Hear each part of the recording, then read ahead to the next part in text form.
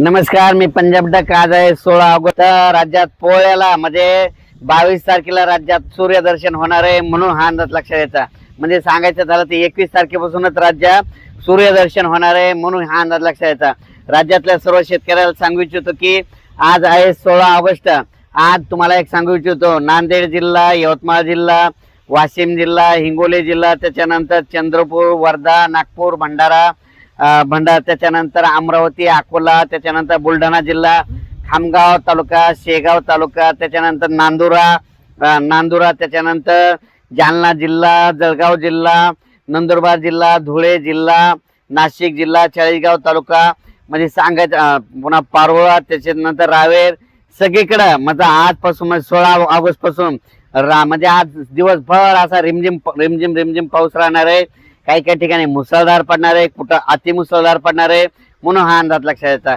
सांगायचं झालं तर राज्यामध्ये आज 16, 17, 18, 19, 20 तारखेपर्यंत दररोज वेगवेगळ्या भागात अतिमुसळधार, कुठं मुसळधार असा पाऊस पडणार आहे, म्हणून हे अंदाज लक्षात यायचा.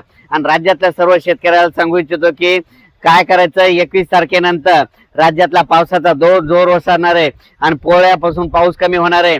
आणि त्याच्यानंतर परत 26 तारखेच्या नंतर परत पुनरागमन पावसाचा होणार आहे, म्हणून 26 ऑगस्टला परत पाऊस येणार आहे, म्हणून हा अंदाज त्याच्यानंतरचा लक्षात येतात. आणि शेतकऱ्यासाठी आनंदाची बातमी, पोळ्याला सूर्यदर्शन होणार आहे, म्हणून खास करून आनंदाची बातमी म्हणजे 22, 23, 24, 25 तारखेपर्यंत 4-5 दिवस सूर्यदर्शन आहे. तितक्यामध्ये तुम्ही तुमच्या फवारण्या करून घ्या, खतं घालायचे खतं घालून घ्या, कारण की त्याच्यानंतर 26 तारखेच्या नंतर परत राज्यात पावसाचं वातावरण तयार होणार आहे, म्हणून हा अंदाज लक्षात. पण राज्यात सांगायचं झालं तर खरं तर ना आता जरा थोडं दक्ष राहावं, कारण की तुम्हाला एक सांगू इच्छितो, आज 16 ऑगस्ट पासून ते 20 ऑगस्ट पर्यंत राज्यामध्ये दररोज वेगवेगळ्या भागात म्हणजे परभणी जिल्हा झालं, त्याच्यानंतर नांदेड जिल्हा झालं, लातूर जिल्हा झालं, धाराशिव जिल्हा झालं, बीड जिल्हा झालं, अहिल्यानगर, त्याच्यानंतर पुणे, त्याच्यानंतर सातारा, सांगली, सोलापूर, कोल्हापूर, कोकणपट्टी पूर्ण, त्याच्यानंतर